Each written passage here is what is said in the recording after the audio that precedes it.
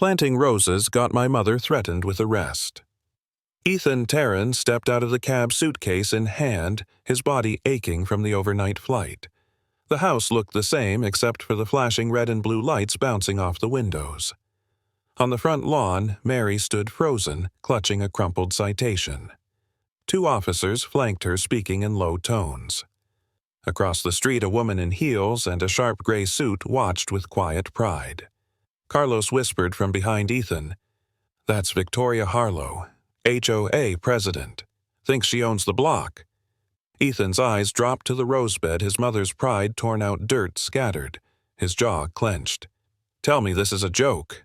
Carlos didn't answer. Ethan guided his mother inside, her hands still trembling. She moved slowly, like someone walking through the ruins of something sacred. On the kitchen table sat a stack of official-looking papers. At the top, violation number 87, unauthorized plant color. Below it, in bold red roses, must follow HOA-approved palette. Current shade non-compliant. Ethan stared at the page, then at his mother. "These are just flowers, Mom." Mary gave a tired smile. "Not anymore." The living room was quiet, untouched since his father passed. Same old lamp, same dent in the wooden floor near the door, but something in the air had shifted, like the house no longer felt like home. Ethan's gut told him this wasn't about roses. It was about power. Carlos knocked on the back door holding 2 mugs of coffee. He didn't smile. "Glad you're back, Ethan. But you picked the wrong time." Ethan raised an eyebrow.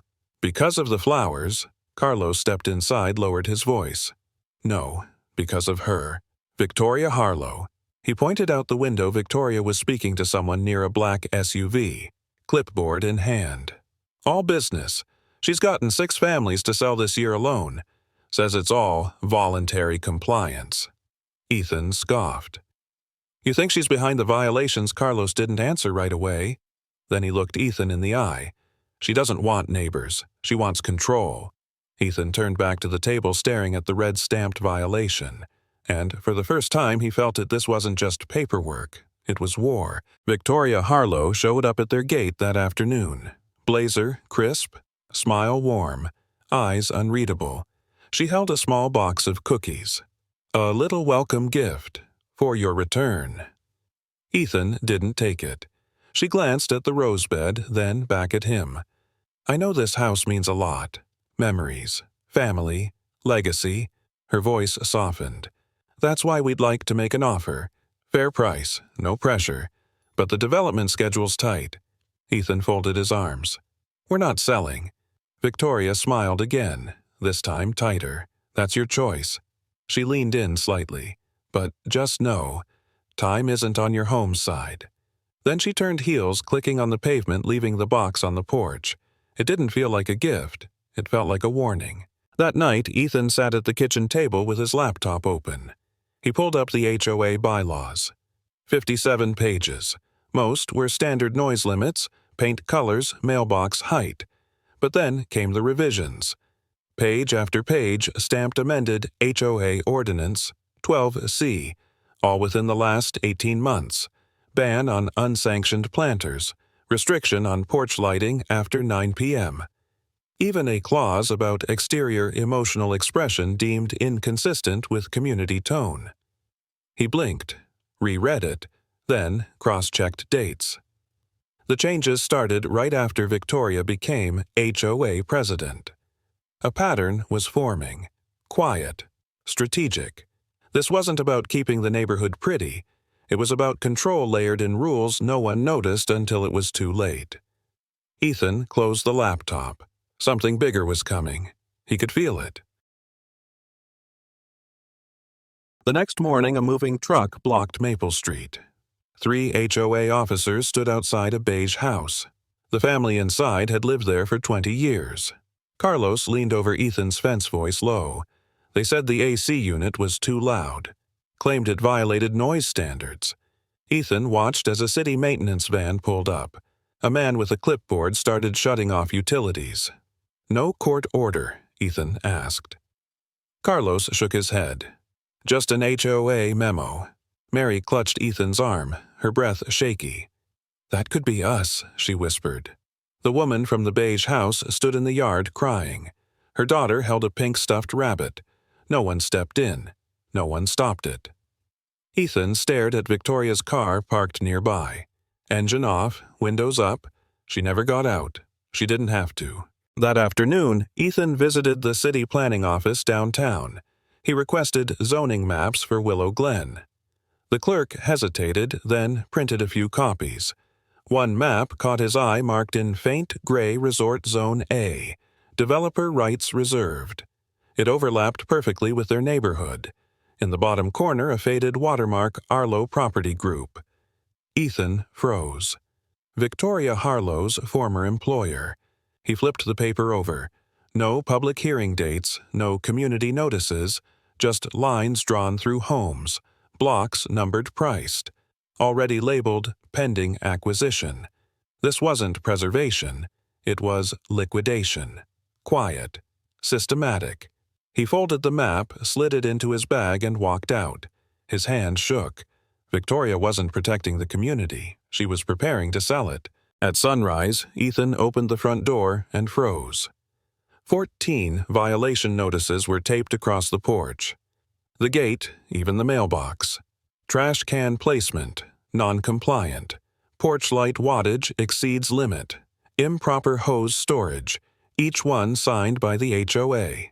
Each time-stamped between 200 and 400 a.m. Mary found one crumpled under her flower pot. They were here, too. All night, Ethan checked his security camera. The footage was grainy, but clear enough. A figure in a dark hoodie-reflective HOA badge on the sleeve crouching in the yard with a clipboard, pausing, measuring, watching. Ethan stared at the screen, heart pounding. This wasn't enforcement, it was intimidation. Ethan sat across from Robert Hayes, his father's old attorney. The office hadn't changed, same oak desk, same faded blinds. "I looked into Harlow like you asked," Robert said, sliding over a manila folder. 15 years ago, she pushed a resort project here. Same land, same streets. Your father led the protest that stopped it. Ethan leaned in, and now she's back, with more power. Robert nodded. Back then, she was just a junior rep. Your dad embarrassed her in front of the board, called the whole deal corrupt. He paused. She lost everything, her job, her reputation, and from what I hear, she never let it go. Ethan stared at the folder. This wasn't just business, it was revenge. Ethan opened the old wooden chest in the attic dust swirling in the fading light. Among faded photos and faded papers, he found a sealed envelope addressed to him. The handwriting was unmistakable, his father's. "If you are reading this, it means they are watching us." The words echoed in Ethan's mind. He unfolded the letter slowly. Victoria Harlow's fight isn't new. She's been waiting for her chance. Trust no one outside our family. Protect the land, protect the truth. His breath caught. This was more than a warning, it was a legacy. Ethan clenched the paper. The battle wasn't just for the house, it was for his father's memory. The next morning, Ethan found an envelope slipped under the front door. No return address, no signature. Inside, a letter typed in cold, precise font. Sell early. Sell fair, it began. It's better for everyone. The law can be unforgiving, and it will choose for you if you refuse. Ethan read the words again. No warmth, no negotiation, just a thinly veiled warning. Mary looked over his shoulder, her face pale. "They want us gone," she whispered. Ethan bawled, the letter tension rising. Victoria wasn't asking any more. She was telling, and the clock was ticking. Mary stepped outside to tend her garden as usual. Her hands paused midair, eyes widening in disbelief. Where once stood rows of vibrant roses, now only dirt remained. The bushes had been ripped out, roots torn from the soil. These were the same roses her husband planted years ago, before Ethan was born. Mary's fingers trembled as she touched the bare earth. A quiet ache settled deep inside her. This wasn't just vandalism, it was a message. Ethan joined her, his jaw tight. He looked at the barren patch, then back at his mother's tear-filled eyes. This was her way of hitting us where it hurts the most. The roses were gone, but their fight had just begun. That night, Ethan set up small cameras around the property. He placed them in shadows hidden under eaves and behind bushes. He wasn't sure what to expect, only that he needed proof. Mary watched silently from the porch, clutching a blanket. "This isn't just about flowers or noise anymore," Ethan said. He tested each camera, checking angles and lighting. If Victoria's people came back, they wouldn't get away unseen. Ethan's fingers hovered over his phone. "Time to fight back," he whispered. The quiet night settled in, but Ethan's mind raced. The war was moving from words to action, and he had just begun to fight. Carlos arrived at Ethan's door, his face serious. He handed Ethan a small USB drive. "This came from inside the HOA office," Carlos said quietly. Ethan plugged it into his laptop and pressed play. A voice filled the room. "We need to speed things up if we want the contract signed by next month." Another voice replied. "No delays. The developers are waiting."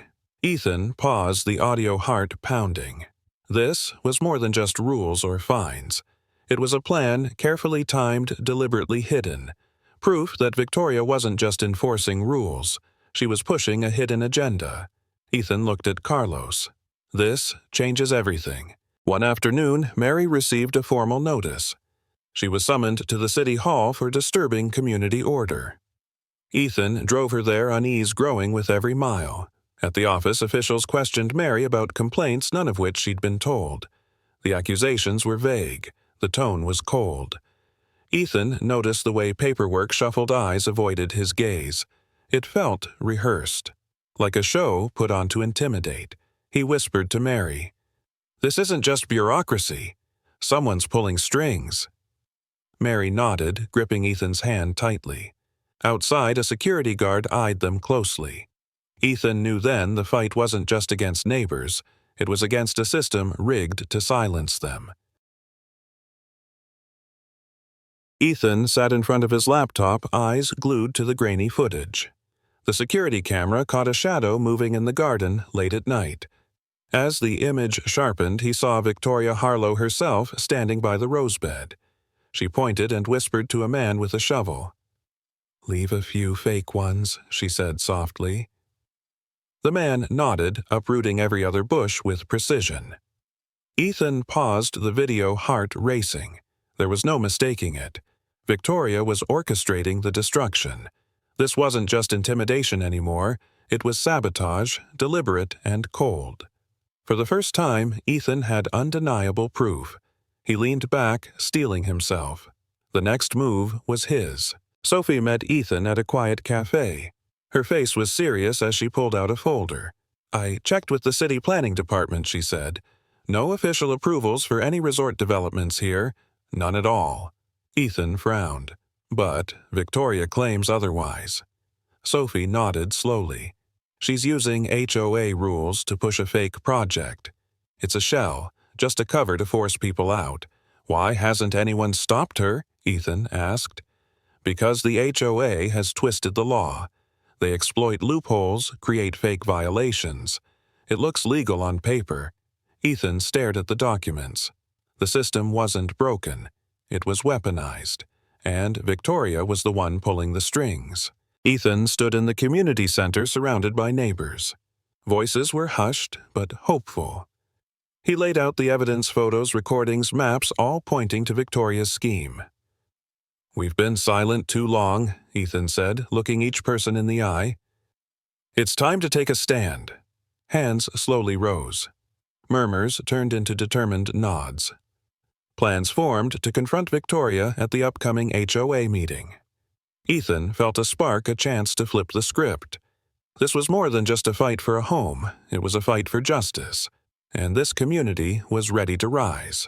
The community hall was packed, standing room only. Victoria stepped up to the podium, flawless and composed. Her voice carried through the room, calm but firm. "This community needs progress," she began. "We cannot cling to the past and let fear hold us back." She paused, scanning the room with a knowing smile. Some of you worry about change. But think of your children, the jobs, the schools, the new businesses this development will bring. Her tone softened, almost coaxing. We all want a safer, thriving neighborhood. This plan promises just that. A few faces softened, hopeful murmurs rippled through the crowd. Victoria's eyes gleamed with quiet confidence. This is an opportunity we cannot afford to miss. She let the words hang in the air, the calm before the storm. But Ethan, watching closely, knew this polished speech was a mask. The truth beneath it was far darker, soon to be exposed. Ethan stood heart-pounding. He clicked the remote. The projector flickered to life, casting grainy footage across the wall. Victoria late at night directing workers as they ripped out rose bushes. A recording played her voice cold, whispering orders to leave a few fake plants. Next, he displayed the zoning map marked Fake Resort Project stamped with the developer's name. Murmurs erupted. Phones came out to record. Victoria's confident smile faltered. The room exploded with whispers, questions, shock. Ethan's voice cut through the noise. This is the truth behind the progress they promised. For the first time, the community saw what Victoria really was, and no one could ignore it. Victoria's eyes narrowed as Ethan finished. She reached into her briefcase and pulled out a thick envelope. With a swift motion, she slammed a document onto the podium. This, she declared, is proof of a $70,000 debt owed by Mr. Teran's father dated 2005. She gestured to the signature. Legally signed and binding. The HOA never forgets a debt. The room fell silent. Gasps rippled through the crowd. Ethan scanned the paper, his mind racing. It looked authentic, stamped notarized. But something didn't sit right. Victoria smiled coldly. This debt must be settled, or the property will be seized. Her threat hung heavy in the air. Ethan took a deep breath, then stepped forward. Holding up a photo, he showed the courtroom his father in uniform stationed in Iraq during 2005. The signature on this document, Ethan said calmly, was supposedly signed that year. He flipped to another page, a notarization certificate. The notary who supposedly certified this document wasn't licensed until 2007. Murmurs grew louder. Victoria's confident facade began to crack. This document is not just questionable, it's fraudulent. Ethan's voice rang clear, echoing through the room. The debt claim is based on forged evidence. This case is built on lies. The tide was turning. Justice was no longer out of reach. Sophie stood holding a stack of documents. She spoke clearly, her tone steady. The paper Victoria presented, she paused, was manufactured years after the date on the document. She held up a forensic report. This type of security paper was not produced until 2007, 2 years after the alleged signing. Whispers spread across the room. The signature, the notary, and the paper itself are all inconsistent with legal standards for 2005? Sophie looked at Victoria directly. This is a deliberate forgery, an attempt to deceive the court. The plan Victoria built on this forged debt was unraveling piece by piece. Ethan exhaled slowly. The truth was breaking through the lies. Suddenly, the doors at the back of the room opened. A city official in a sharp suit stepped forward. "I am here on behalf of the mayor's office," she announced firmly. "Due to credible allegations, an immediate and comprehensive investigation into the HOA's practices will begin." She turned to Victoria. "Effective immediately, Victoria Harlow is suspended from all HOA duties pending investigation." Gasps and applause filled the room. Victoria's face went pale, her composure shattered. The power she wielded for so long was slipping away. Ethan felt a surge of hope. The community had taken its first real step toward justice, and the fight was far from over, but now it was a fight they could win. Mary stepped outside sunlight, warming her face. Her fingers brushed over new green shoots poking through the soil. The roses, gone for 2 years, were finally blooming again. She smiled softly, eyes misting. This small garden was more than flowers. It was a testament to survival, to hope. Neighbors passed by, nodding in quiet approval. Ethan watched from the porch, heart lighter than it had been in months. The fight was far from over, but for the first time the house felt like home again. Life was returning not just to the garden, but to the community itself. Ethan unlocked the door to his new office, a small room filled with legal books and community flyers. A sign on the window read, "Free legal help for HOA victims." Neighbors lined up, some hesitant, others desperate for support. Ethan listened to their stories, fines, threats, unfair rules. He offered advice, drafted letters, fought to reclaim their rights. Each case was a step toward healing the neighborhood. Ethan felt purpose in every word, every victory. The pain of his family's fight had become fuel. Now he was helping others stand up against the same injustice. The community's scars were still fresh, but together they were stronger. Headlines flashed across screens nationwide. HOA president arrested for fraud and abuse of power.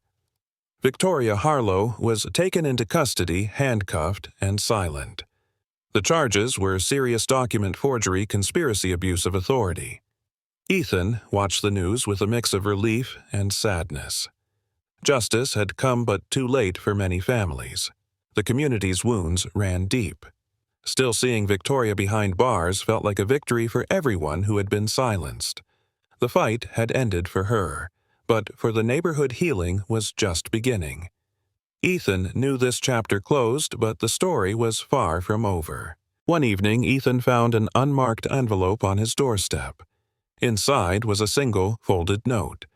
The handwriting was hurried, almost desperate. Victoria was only a pawn. "There's someone bigger, someone with deeper roots in this city." Ethan reread the words, a chill running down his spine. Who could wield such power behind the scenes? The fight wasn't over. It had only just begun. Ethan folded the note carefully and looked out at the quiet street. He knew that uncovering the truth would come with even greater risks. But this time, he was ready. The real battle was still ahead. Ethan sat at his desk, surrounded by his father's old files. Among the papers, he found a worn photograph and a folded letter. Unfolding it, his eyes caught a handwritten note. "Protect this land. It holds the soul of our family." The words echoed in the quiet room. Ethan's fingers traced the ink, feeling the weight of his father's hopes. This fight wasn't just about property or laws. It was about honoring a legacy, a duty passed down through generations. He looked out the window at the neighborhood, scarred but alive. Ethan knew he wasn't alone in this. The land was more than soil and roots. It was their story, their history, their home. Ethan stood in the center of the neighborhood park, sunlight filtering through the trees. Neighbors laughed, shared food, and played games free from fear or fines. Children chalked the sidewalks and music filled the air. For the first time in years, the community celebrated together without HOA threats hanging over them. Ethan smiled, watching the joy around him. A simple truth echoed in his mind: when people unite, power shifts. On the screen, bold letters appeared. If you've ever faced abuse of power, comment, "Me too." This was more than a victory. It was a call to stand up, speak out, and reclaim what's rightfully yours. The fight wasn't over everywhere, but here, hope had won.